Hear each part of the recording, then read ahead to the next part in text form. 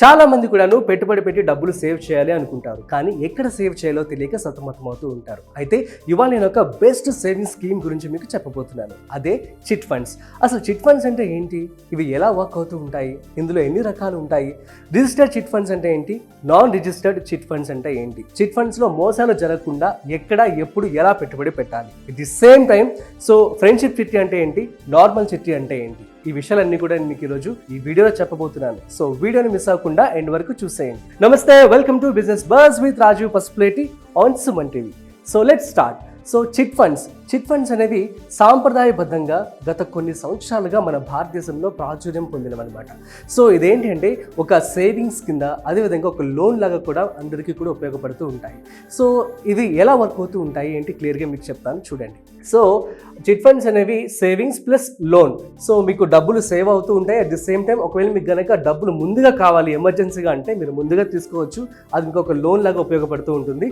So మీకు ఎటువంటి bank present మీరు కనుక బ్యాంకు వెళ్ళి ఏదైనా లోన్ తీసుకోవాలనుకున్నట్లయితే సో చాలా పెద్ద ప్రాసెసే ఉంటుంది కాబట్టి సో ఇందులో అటువంటి ప్రాసెస్ ఏమీ ఉండదన్నమాట. సో అయితే చిట్ ఫండ్స్లో రకాలు కూడా ఉంటాయి. సో ఒకటి రిజిస్టర్డ్, అదేవిధంగా రెండు నాన్ రిజిస్టర్డ్ అంటే ఏంటి అంటే సో మీరందరూ చూసే ఉంటారు, మీ చుట్టుపక్కల కావచ్చు, మీ ఫ్రెండ్స్ కావచ్చు, ఆఫీసెస్లో కావచ్చు, చాలా మంది కూడా చిట్టీలు వేస్తూ ఉంటారు కదా. సో వాటినే మనము ఫ్రెండ్షిప్ చిట్టీస్ అని కూడా అంటూ ఉంటాము. సో ఫ్రెండ్షిప్ చిట్టీలో ఏంటి అంటే ఒక బేసిక్ స్ట్రక్చర్ ఉంటుంది, ఆ స్ట్రక్చర్ నేను క్లియర్గా ఎక్స్ప్లెయిన్ చేస్తాను. ఇందులో ఏంటి అంటే కొంచెం రిస్క్ ఉంటుందని కూడా మనం చెప్పుకోవచ్చు. ఎందుకంటే రీసెంట్గా మనం చూస్తున్నట్లయితే ఆల్మోస్ట్ హైదరాబాద్లో 100 కోట్ల స్కామ్ చేసి పారిపోయాడు ఒక వ్యక్తి. సో ఇది నాన్ రిజిస్టర్డ్ చిట్ ఫండ్స్లో జరిగినటువంటి ఒక మోసం అనమాట. సో కాబట్టి ఇది ఫ్రెండ్స్ చెప్పారని చెప్పి, ఫ్యామిలీ మెంబర్స్ చెప్పారని చెప్పి, లేదంటే కుటుంబ సభ్యులు, రిలేటివ్స్ వీళ్ళందరూ కూడాను చిట్ ఫండ్స్ వేశారని చెప్పి మీరు వేసినట్లయితే సో మేబీ రిస్క్ కూడా ఎక్కువ ఉండే ఛాన్స్ ఉంటుంది. అదే కనుక మీరు రిజిస్టర్డ్ చిట్ ఫండ్స్లో కనుక పెట్టుబడి పెట్టారనుకోండి, మీకు ఎటువంటి రిస్క్ కూడా ఉండదు.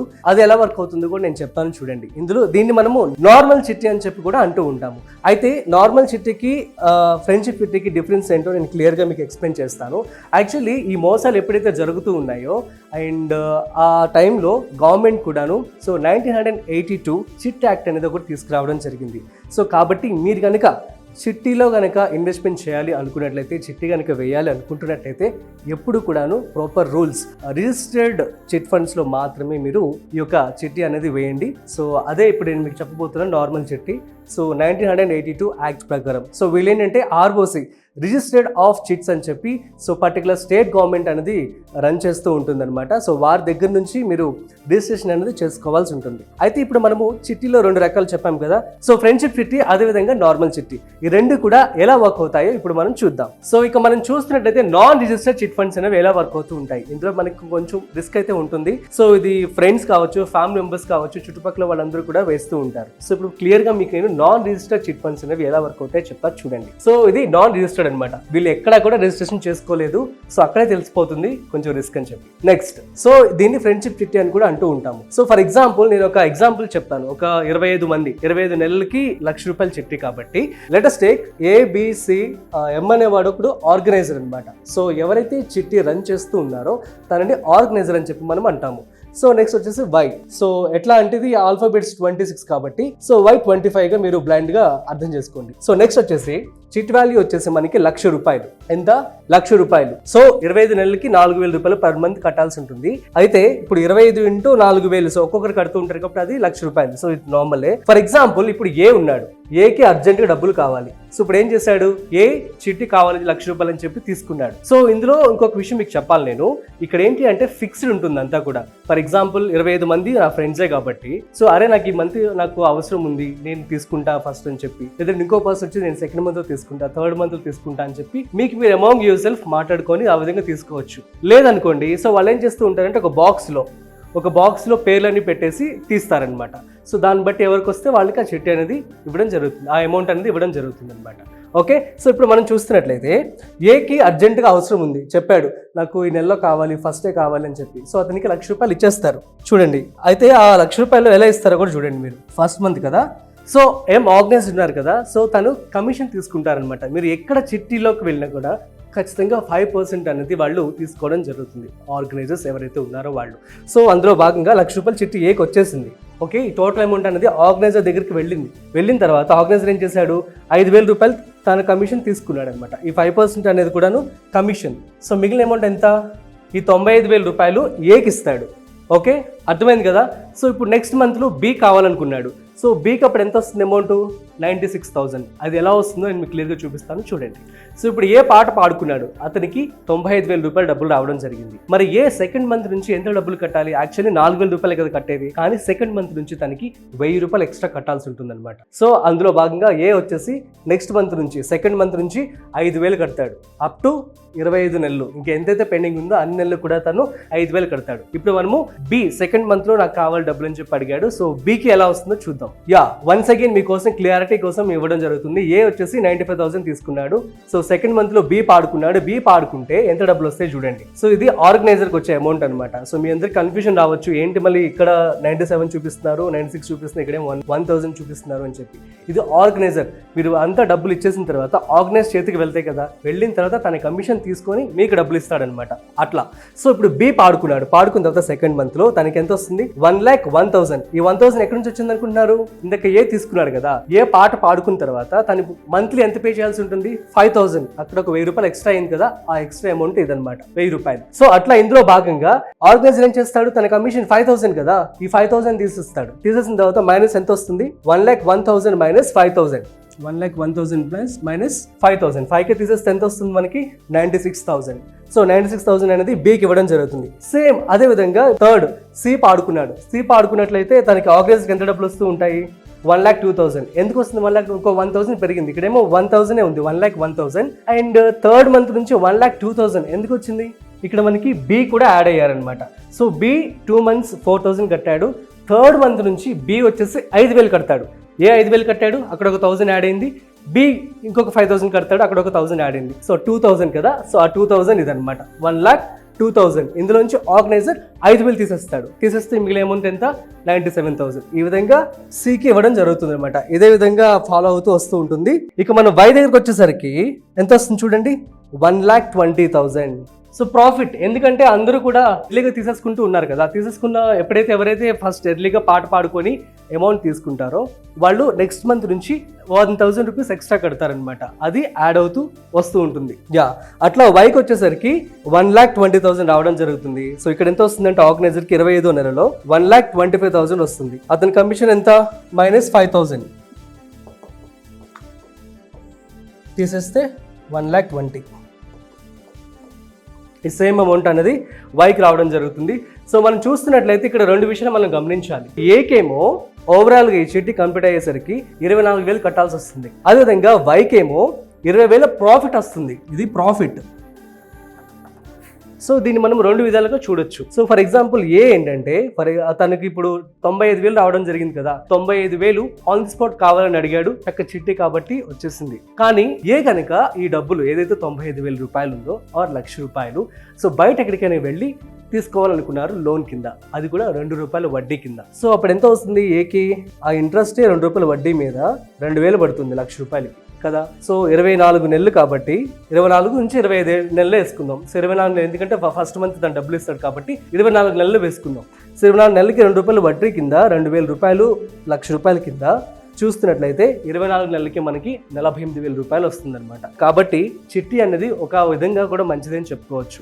ఎందుకు అంటే తనకి అత్యవసర టైంలో డబ్బులు వచ్చాయి, ఎట్ ది సేమ్ టైం తక్కువ వడ్డీకి రావడం జరిగింది. తనకి పడింది ఎంత? పెనాల్టీ 24,000 రూపాయలు ఎక్స్ట్రా కట్టాను అంతే. అదే కనుక బయట కనుక తను లోన్ తీసుకున్నట్లయితే ఈజీగా ఇంకొక 24,000 ఎక్స్ట్రా కట్టాల్సి వచ్చేది అనమాట. ఇది ఎట్ ది సేమ్ టైం వై వచ్చేసి చక్కగా బెనిఫిట్ పొందాడు, లాస్ట్ వరకు ఉన్నాడు కాబట్టి. దీన్ని మనము ఫ్రెండ్షిప్ చిట్టి అంటాము. కానీ ఫ్రెండ్షిప్ చిట్టీస్ అనేవి కొంచెం రిస్క్ కూడా ఉంటుందన్నమాట. చాలా మంది కూడాను టోకరా వేసి వెళ్ళిపోయారని చెప్పి మనం న్యూసెస్ కూడా వింటూ ఉంటాము. కానీ ఇవంతా సేఫ్ అయితే కాదు. ఇప్పుడు మనము రిజిస్టర్డ్ చిట్ ఫండ్స్ అంటే ఏంటో తెలుసుకుందాం. సో రిజిస్టర్డ్ చిట్ ఫండ్స్ అనేవి ప్రాపర్ రూల్స్ అనేవి ఫాలో అవుతూ ఉంటారు. So at the same time no risk అనమాట. ఇందాక చెప్పాను కదా నేను, ఒక వ్యక్తి 100 కోట్ల స్కామ్ చేసి పారిపోయాడు అని చెప్పి. ఇదంతా కూడా నాన్ రిజిస్టర్డ్ చిట్ ఫండ్స్ లో జరుగుతుంది. కానీ రిజిస్టర్డ్ చిట్ ఫండ్స్ లో ఎటువంటి ఏవి జరగవు. అయితే సో సెక్యూరిటీ అని చెప్పుకోవచ్చు. మరి రిజిస్టర్డ్ చిట్ ఫండ్స్ అనేవి ఎలా వర్క్ అవుతూ ఉంటాయో చూపిస్తా చూడండి. సో ఫర్ ఎగ్జాంపుల్ ఇది 982 చిట్ ఫండ్ యాక్ట్ కింద వాళ్ళు ఏవైతే రూల్స్ ఫాలో అవ్వాలో అవే ఫాలో అవుతూ ఉంటారనమాట. ఎట్ ది సేమ్ టైం ఏదైతే వాళ్ళు ఆంక్షన్ చేస్తూ ఉంటారో నార్మల్ సిటీలో, ఆ రివర్స్ ఆంక్షన్ అనేది కూడా ఎగ్జాక్ట్లీ 5 to 40% లోపు మాత్రమే జరగాల్సి ఉంటుంది, అందుకంటే ఎక్కువ కూడా జరగకూడదు. ఎందుకంటే సో లాస్ వస్తుంది కాబట్టి వాళ్ళు ప్రాపర్ రూల్స్ అనేవి ఫాలో అవ్వడం జరుగుతుంది. సో ఇక్కడ మనం చూస్తున్నట్లయితే సేమ్ ఎగ్జాంపుల్ ఇందాక మనము ఫ్రెండ్షిప్ చిట్టీలో ఏదైతే ఎగ్జాంపుల్ తీసుకున్నామో అట్లాగే తీసుకుందాం ఇక్కడ కూడా ABCD up to Y 25 members అని. సో ఇప్పుడు మరి నలుగురికి వ్యక్తులకి డబ్బులు కావాలి. సో ఏం చేశారంటే వాళ్ళు వేలం పాట పాడారు. సో ఫర్ ఎగ్జాంపుల్ ఇక్కడ A అనే వ్యక్తి 95,000కు పాడి 5,000 లాస్కి సిద్ధంగా ఉన్నాడు. B అనే వ్యక్తి 20,000 రూపాయలకు పాడి 80,000 రూపాయలు తీసుకోవడానికి సిద్ధంగా ఉన్నాడు. అదేవిధంగా C అనే వ్యక్తి 25,000 రూపాయలకు పాడి 75,000 రూపాయలు తీసుకోవడానికి సిద్ధంగా ఉన్నాడు. At the same time D అనే వ్యక్తి 30,000 రూపాయలకు పాడి 70,000 రూపాయలు తీసుకోవడానికి సిద్ధంగా ఉన్నాడు. సో ఇక్కడ మనం చూసినట్లయితే అన్నిటికంటే హైయెస్ట్ ఏముంది ఇక్కడ డి అనే వ్యక్తి 30,000 రూపాయలు వదులుకోవడానికి సిద్ధంగా ఉన్నాడు. కాబట్టి ఆ డి అనే వ్యక్తికి డబ్బులు ఇవ్వడం జరుగుతుంది, ఎందుకంటే ఎక్కువ లాస్ కి తను అంగీకరించాడు కాబట్టి. ఓకే, సో ఇప్పుడు డి అనే వ్యక్తి 30,000 లాస్ కు సిద్ధంగా ఉండి 70,000 తీసుకోవడం సిద్ధమయ్యాడు కాబట్టి ఈ 30,000 రూపాయలని ఏం చేస్తారో చెప్తాను చూడండి. సో ఇప్పుడు మనం ఫస్ట్ మంత్ తీసుకుందాం. సో అందరూ కూడా 4,000 రూపాయలు కట్టారు, 25 మంది కాబట్టి మొత్తం కూడా మనకి చిట్ వాల్యూ వచ్చేసి 1,00,000 రూపాయలు వస్తుంది. ఓకే, సో ఇందులో చిట్టి పాట ఎంత, డి అనే వ్యక్తి ఎంతకు పాడుకున్నాడు, సో 30,000 రూపాయలకి పాడుకున్నాడు, 30,000 వదులుకోవడానికి సిద్ధంగా ఉన్నాడు. సో రిమైనింగ్ అమౌంట్ ఎంత, 70,000 తీసుకోవడానికి సిద్ధమయ్యాడు కాబట్టి తను గెలిచిన అమౌంట్ ఎంత అంటే 70,000 రూపాయలు. దీన్ని మనం విన్నింగ్ అమౌంట్ అని కూడా అంటూ ఉంటాం.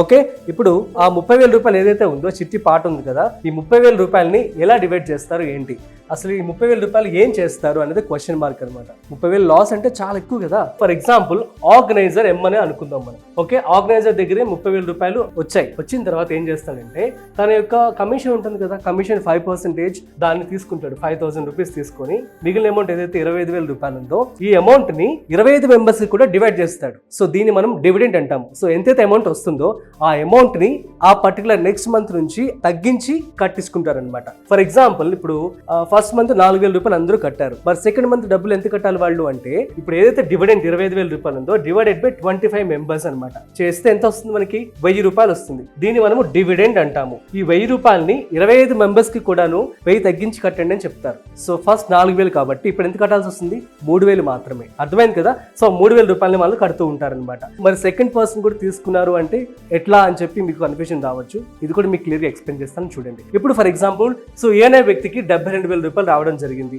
సో తన చిట్టి పాట వచ్చేసి 28,000 రూపాయలు అనమాట. సో 28,000 రూపాయలని ఎలా డివైడ్ చేస్తారు, సేమ్ 28,000 రూపాయలు ఆర్గనైజర్ దగ్గరికి వెళ్ళినప్పుడు ఆర్గనైజర్ 5,000 రూపాయలు తీసుకుంటాడు కమిషన్ గా. మిగిలిన అమౌంట్ ఎంత, 23,000 రూపాయలు. ఈ 23,000 రూపాయలు డివైడెడ్ బై 25 మెంబర్స్. సో చేస్తే ఎంత వస్తుంది మనకి, 920 రూపీస్ వస్తుంది. ఇందాక వాళ్ళు ఎంత కట్టారు, సెకండ్ మంత్ లో 3,000 కట్టారు. ఇప్పుడు థర్డ్ మంత్ ఎంత కట్టాల్సి వస్తుంది, సో ఏదైతే ఈ యొక్క 4,000 ఉందో 4,000 మైనస్ 920 రూపాయలు చేస్తే ఎంత వస్తుంది అమౌంట్ మనకి, 3,080 రూపాయలు వస్తుంది అనమాట. ఈ అమౌంట్ ని అందరూ కూడాను థర్డ్ మంత్ లో కట్టాల్సి ఉంటుంది. ఇదే విధంగా ఎవరైతే ఆ వేలం పాట పాడుకుంటూ ఉంటారో ఎంతైతే అమౌంట్ కి, సో ఆ అమౌంట్ ఏదైతే మిగిలిన అమౌంట్ ఉంటుందో ఆ అమౌంట్ డివైడెడ్ బై 25 మెంబర్స్ చేసి అందరికి కూడాను పాస్ చేస్తారు. అట్ ది సేమ్ టైం ఆ అమౌంట్ అనేది ఈ విధంగా ఇంక్రీజ్ అవుతూ వస్తుంది అనమాట. ఫర్ ఎగ్జాంపుల్ సేమ్ ఇదే అమౌంట్ కి పాడుకున్నారు అనుకోండి, సో 3080 కంటిన్యూ అవుతూ వస్తూ ఉంటుంది అనమాట 25 మంత్స్ వరకు కూడాను. సో ఇప్పుడు ఇక్కడ ఏదైతే 72,000 ఉందో అది 74 అవ్వచ్చు, 80 అవ్వచ్చు.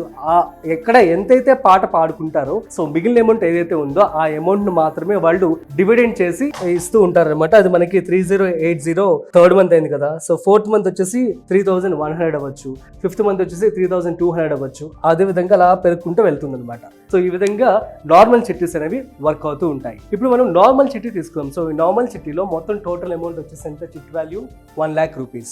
సో కానీ యావరేజ్ గా dividends, so for example ABCD అందరూ పాడుకున్నారు కదా, పాడుకున్న తర్వాత వచ్చేటువంటి బిడ్ ఏదైతే డివిడెంట్ అమౌంట్ ఉందో అది తీసేసిన తర్వాత పే చేస్తారు కదా వాళ్ళు. సో ఈ అమౌంట్ అంతా కూడా కుములేటివ్ గా మనం యాడ్ చేసుకున్నట్లయితే అరౌండ్ 85,000 రూపీస్ ఒక పర్సన్ వచ్చేసి పే చేస్తాడు అనమాట. అంటే ఇక్కడ 1,00,000 రూపాయల్లో 1,00,000 కట్టట్లేదు వాళ్ళు, సో 85,000 రూపీసే కడుతున్నారు. అంటే దీన్ని బట్టి ప్రతి ఒక్కరికి ఎవరైతే ఇలా ఉన్నారో వాళ్ళందరికీ కూడా 15,000 రూపాయలు ఒక బెనిఫిట్ అయితే పొందారని చెప్పి మనం అనుకోవచ్చు. ఓకే, సో ఎందుకంటే వాళ్ళు మొత్తం 1,00,000 రూపాయలు కూడా పే చేయట్లేదు. సో ఈ విధంగా ఆఖరికి లాస్ట్ ABCD అందరూ పాడుకున్నారు, Y లాస్ట్ లో కనుక తీసుకున్నట్లయితే తనకి 15,000 రూపాయలు లాభం అనమాట. తను పే చేసేది ఎంత, జస్ట్ 85,000 రూపాయలు పే చేస్తాడు, కానీ తనకి 1,00,000 రూపాయలు వస్తున్నట్లే అనమాట. సో మొత్తం 15,000 రూపాయలు కూడా యాడ్ అయిపోయి తనకి ప్రాఫిట్ వచ్చేసి 15,000 రూపాయలు, టోటల్ అమౌంట్ వచ్చేసి 1,00,000 అయితే తనకి రావడం జరుగుతుంది. సో ఈ విధంగా నార్మల్ చిట్టీస్ అనేవి క్యాలిక్యులేట్ అవుతూ ఉంటాయి. సో ఇప్పుడు మనం డి విషయానికి వచ్చేద్దాం. డి ఇప్పుడు మనం 30,000 రూపాయలు వేలం పాట పాడేసి 70,000 రూపాయలు తీసుకున్నారు కాబట్టి సో తను మొత్తం ఎంత పే చేశాడు, 85,000 రూపాయలు పే చేశాడు. అంటే తను ఎక్స్ట్రా పే చేసింది ఎంత, 15,000 రూపాయలు ఎక్స్ట్రా పే చేశాడు. ఆ 70,000 రూపాయలు బయట కనుక తను వడ్డీకి తీసుకున్నట్టయితే 2 రూపాయల వడ్డీ కింద తనకి ఈజీగా 30,000 రూపాయలు అయితే పడుతుందన్నమాట. సో దాంతో కంపేర్ చేసుకుంటే హాఫే కదా. So around 1 rupee are 1 rupee కంటే తక్కువ వడ్డీకి తనకి డబ్బులు వచ్చినట్లు అనమాట. సో ఈ విధంగా ఈ నార్మల్ చిట్టీస్లో బెనిఫిట్స్ అయితే ఉండడం జరుగుతుంది. సో మీ అందరికీ కూడా క్లియర్గా అర్థమని చెప్పి అనుకుంటున్నాను. ఏమైనా డౌట్స్ ఉంటే ప్లీజ్ కామెంట్ చేయండి, మేము మీకు రిప్లై ఇస్తాము. అయితే చిట్ ఫండ్స్ అవసరమా, ఇవి ఎంతవరకు ఉపయోగపడతాయి అంటే, సో నేనైతే ఉపయోగపడతాయనే చెప్తాను. ఎందుకు అంటే, సో చిట్ ఫండ్స్ లేదంటే అదర్ ఇన్వెస్ట్మెంట్స్ లైక్ ఆర్డీ కావచ్చు, ఎఫ్డి కావచ్చు, లేదంటే మ్యూచువల్ ఫండ్స్ ఆర్ అదర్ ఇన్వెస్ట్మెంట్స్లో కనుక మీరు పెట్టుబడి పెట్టారు అనుకోండి, ఇది మార్కెట్ వోల్టాలిటీని బట్టి డిపెండ్ అయి ఉంటుంది అనమాట. ఫర్ ఎగ్జాంపుల్ రీసెంట్గా చూస్తున్నాం, సో ఆర్బీఐ రీసెంట్గా రెపో రేట్ని కూడా తగ్గించడం జరిగింది 5.5%. దీనివల్ల ఏంటంటే ఇంట్రెస్ట్ రేట్స్ కూడా తగ్గాయి మనకి. సో కాకపోతే చిట్ ఫండ్స్లో ఏంటి అంటే మనకి బెనిఫిట్ ఉంటుంది. సో ఫర్ ఎగ్జాంపుల్ మీకు ఫిక్స్డ్ అమౌంట్ రిటర్న్స్ అనేవి ఉంటాయి, అట్ ది సేమ్ టైం 12% వరకు రిటర్న్స్ వచ్చే ఛాన్స్ ఉంటుంది. అఫ్ కోర్స్ అదర్ ఇన్వెస్ట్మెంట్స్లో కూడా వచ్చే అవకాశం ఉంటుంది, కాకపోతే ఏంటంటే అవి టైం టేకింగ్ ప్రాసెస్ అనమాట. చిట్ ఫండ్ అయితే ఆన్ ది స్పాట్ మీకు వచ్చేస్తూ ఉంటుంది, at the same time risk కూడా అంత ఉండదు. సో అదర్ ఇన్వెస్ట్మెంట్స్ అయితే మార్కెట్ వాల్టాలిటీని బట్టి డిపెండ్ అయి ఉంటాయన్నమాట.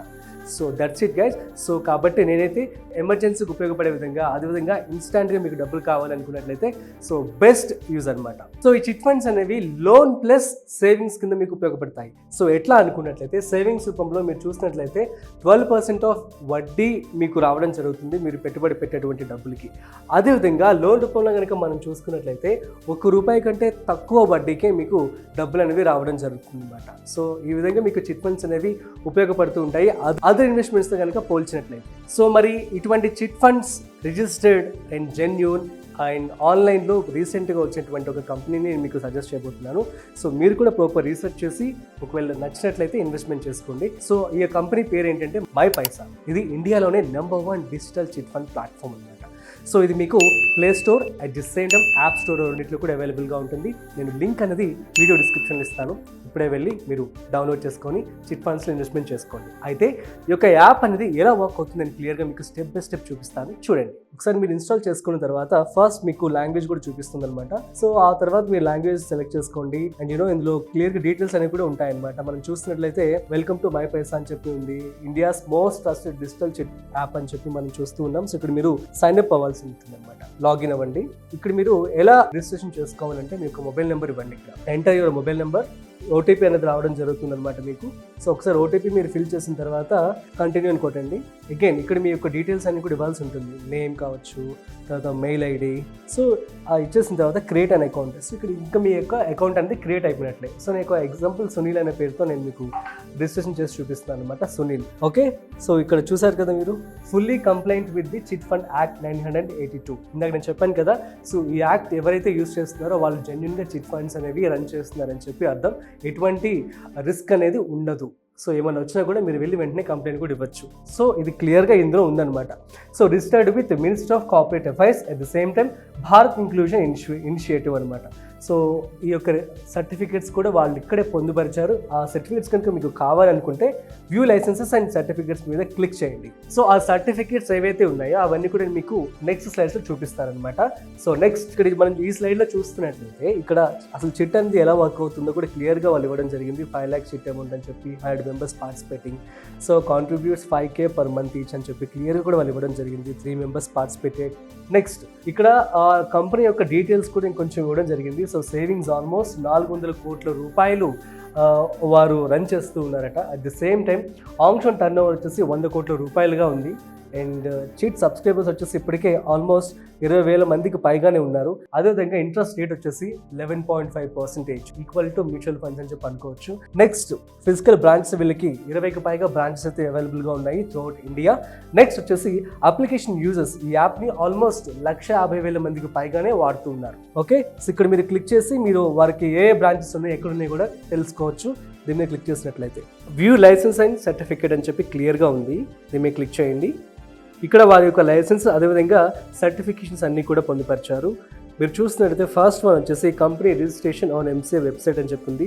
ఆ యొక్క వెబ్సైట్ మీద క్లిక్ చేస్తే వెబ్సైట్ కూడా మీకు ఓపెన్ అవుతుంది. ఇక్కడ కంపెనీ యొక్క డీటెయిల్స్ అన్నీ కూడా ఇవ్వడం జరుగుతుంది. నెక్స్ట్ మీరు పాన్ సర్టిఫికేట్ కూడా చూడొచ్చు. నెక్స్ట్ టాన్ నెంబర్, అదేవిధంగా వ్యూ సర్టిఫికేట్ మీద క్లిక్ చేసినట్లయితే మీకు టాన్ సర్టిఫికేట్ కూడా ఓపెన్ అవుతుంది. CIN నెంబర్ కూడా ఉందన్నమాట, ఈ సర్టిఫికేట్ కూడా మీరు చూడొచ్చు. సో ఈ విధంగా సర్టిఫికేట్స్ అన్ని కూడా వాళ్ళు పొందుపరచడం జరిగింది. మీరు కనుక ఇన్వెస్ట్మెంట్ చేసే ముందుగా ఒకసారి స్టడీ చేసుకొని ఈ సర్టిఫికేట్స్ కూడా వెరిఫికేషన్ చేసుకొని ఆ తర్వాత ఇన్వెస్ట్మెంట్ మొదలు పెట్టుకోండి. సో గైస్, ఇందులో ఇంకొక బెనిఫిట్ ఏంటంటే మీకు 24 hours కూడా కస్టమర్ సపోర్ట్ ఉంటుంది. అట్ ది సేమ్ టైం మీరు రిజిస్ట్రేషన్ చేసుకున్న తర్వాత వాళ్ళే మీకు కాల్ చేసి ఫుల్గా డీటెయిల్స్ కూడా ఎక్స్ప్లెయిన్ చేయడం జరుగుతుంది అనమాట.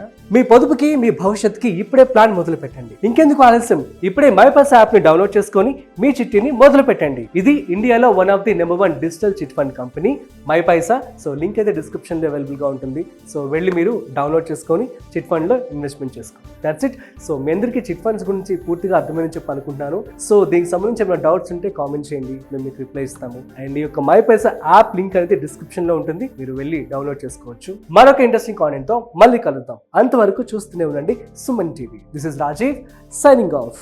వీడియో నచ్చినట్లయితే లైక్, షేర్ అండ్ సబ్స్క్రైబ్.